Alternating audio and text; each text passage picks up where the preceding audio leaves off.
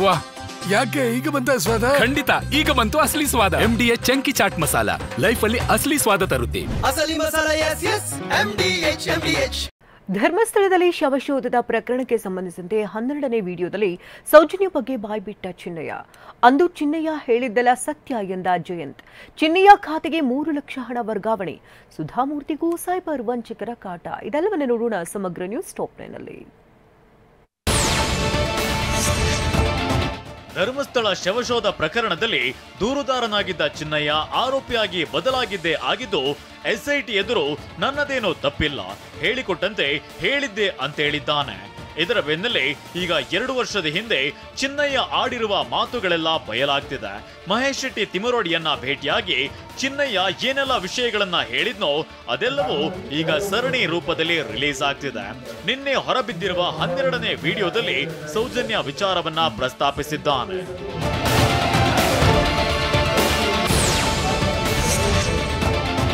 ಈವರೆಗೂ ಬುರುಡೆ ಚಿನ್ನಯ್ಯನ 13 ವಿಡಿಯೋಗಳು ರಿಲೀಸ್ ಆಗಿವೆ. 13ನೇ ವಿಡಿಯೋದಲ್ಲಿ ನಾನು ಒಬ್ಬನೇ ಗುಂಡಿ ತೆಗೆದು ಹೆಣ ಹೊತ್ತು ಹಾಕುತ್ತಿದ್ದೆ ಅಂತ ಹೇಳಿದ್ದಾನೆ. ಗುಂಡಿ ನಾನೊಬ್ಬನೇ ತೆಗೆಯುತ್ತಿದ್ದೆ, ಹಿಂಸೆ ಇದ್ರು ಅಷ್ಟೇ, ನನಗೆ ಪಾಪ ಅನ್ನಿಸ್ತಿತ್ತು, ನನಗೆ ಅಭ್ಯಾಸ ಆಗಿ ಹೋಯ್ತು, ನಾಯಿ ಎಳೆದುಕೊಂಡು ಹೋದ ರೀತಿ ಹಾಕ್ತಿದ್ದೆ, ಗುಂಡಿ ತೆಗೆದು ಅಭ್ಯಾಸವಾಗಿತ್ತು, ರಪರಪ 10 ನಿಮಿಷದಲ್ಲಿ ಗುಂಡಿಯನ್ನ ತೆಗೆಯುತ್ತಿದ್ದೆ ಅಂತ ಹೇಳಿದ್ದಾನೆ.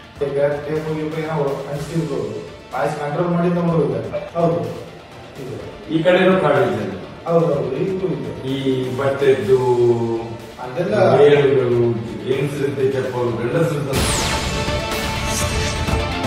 ಧರ್ಮಸ್ಥಳದಲ್ಲಿ ಬುರುಡೆ ಪ್ರಕರಣದ ಮತ್ತೊಬ್ಬ ದೂರುದಾರ ಟಿ ಜಯಂತ್ ಮಾತನಾಡಿದ್ದು, ಅಂದು ಚಿನ್ನಯ್ಯ ಹೇಳಿದ್ದೆಲ್ಲ ಸತ್ಯ, ಆದ್ರೆ ಈಗ ಹೇಗೆ ಬದಲಾದ ಅಂತ ಗೊತ್ತಾಗ್ತಿಲ್ಲ ಅಂತ ಹೇಳಿದ್ದಾರೆ. ಬಂದಿರೋದು ಅಲ್ಲಿದ್ದೆಲ್ಲ ಸತ್ಯನೇ, ಆದರೆ ಯಾವ ರೀತಿಯಲ್ಲಿ ನಾವು ಚೇಂಜ್ ಆದ ಅಂತ ಹೇಳಲಿಕ್ಕೆ ಆಗಲ್ಲ. ಯಾವ ರೀತಿ ನಾವು ತನಿಖೆ ಮಾಡಿದ್ರೆ ಗೊತ್ತಾಗ್ತಾ ಇಲ್ಲ. ಅಲ್ಲಿ ಮನೆ ಬಂದಿರೋದು, ಈ ಥರ ವಿಡಿಯೋ ಮಾಡಿರೋದು, ಈ ಥರ ಆದರೆ ಅದ್ಯಾವುದು ವಿಷಯ ನಮಗೆ ಇರಲಿಲ್ಲ. ಈ ನಡುವೆ ಚಿನ್ನಯ್ಯ ಮತ್ತು ಆತನ ಪತ್ನಿಯ ಬ್ಯಾಂಕ್ ಖಾತೆಗೆ 3 ಲಕ್ಷಕ್ಕೂ ಹೆಚ್ಚು ಹಣ ವರ್ಗಾವಣೆಯಾಗಿದೆ. ಈ ಸಂಬಂಧ ಮಹೇಶ್ ತಿಮರೋಡಿ ಆಪ್ತ ಗಣೇಶ್ನನ್ನ SIT ಅಧಿಕಾರಿಗಳು ವಿಚಾರಣೆ ನಡೆಸಿದ್ದಾರೆ. ಇನ್ನು ತಿಮರೋಡಿ ವಿರುದ್ಧ ಆರ್ಮ್ಸ್ ಆಕ್ಟ್ ನಡಿ ಕೇಸ್ ದಾಖಲಾಗಿದ್ದು ಬಂಧನದ ಭೀತಿ ಎದುರಿಸುತ್ತಿದ್ದಾರೆ.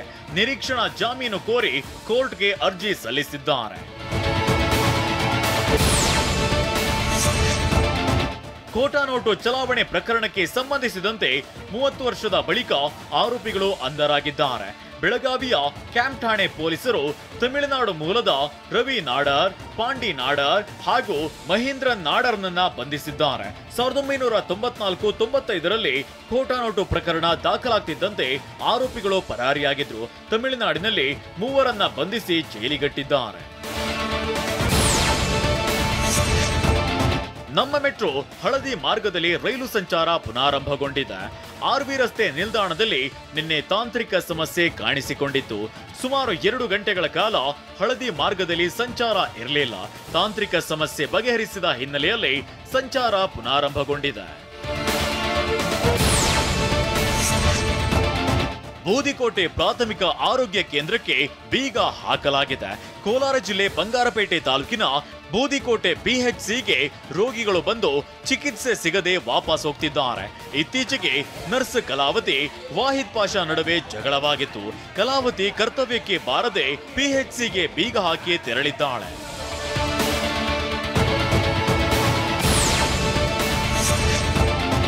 ಇನ್ಫೋಸಿಸ್ ಮುಖ್ಯಸ್ಥೆ ಸುಧಾಮೂರ್ತಿಗೆ ಸೈಬರ್ ವಂಚಕರ ಕಾಟ ಎದುರಾಗಿದೆ. ದೂರಸಂಪರ್ಕ ಸಚಿವಾಲಯದ ಉದ್ಯೋಗಿ ಅಂತ ವಂಚನೆಗೆ ಯತ್ನಿಸಿದ್ದಾರೆ. ಸೆಪ್ಟೆಂಬರ್ 5ರಂದು ಸುಧಾಮೂರ್ತಿಗೆ ಕರೆ ಮಾಡಿ ನಿಮ್ಮ ನಂಬರ್ ಆಧಾರ್ಗೆ ಲಿಂಕ್ ಮಾಡದೆ ನೋಂದಾಯಿಸಲಾಗಿದೆ. ವೈಯಕ್ತಿಕ ಮಾಹಿತಿ ಪಡೆಯಲು ಸೈಬರ್ ಖದೀಮ ಯತ್ನಿಸಿದ್ದ. ಜೊತೆಗೆ ನಿಮ್ಮ ನಂಬರ್ನಿಂದ ಅಶ್ಲೀಲ ವಿಡಿಯೋ ಕಳುಹಿಸಲಾಗ್ತಿದೆ, ಅದನ್ನ ನಿಲ್ಲಿಸಲಾಗಿದೆ ಅಂತ ಬೆದರಿಕೆ ಹಾಕಿದ್ದಾನೆಂದು ಬೆಂಗಳೂರು ಸೈಬರ್ ಕ್ರೈಂ ಠಾಣೆಗೆ ದೂರು ನೀಡಿದ್ದಾರೆ. MDH ಜನ ಮಸಾಲ. ಈಗ ಕಡಲೆ ಇರಲಿ, ಹಲಸಂಡೆ ಬೀಜ, ಕಪ್ಪು ಕಡಲೆ ಅಥವಾ ಬಿಳಿ ಕಡಲೆ, ಎಲ್ಲವೂ ಸ್ವಾದಿಷ್ಟವಾಗುತ್ತೆ. MDH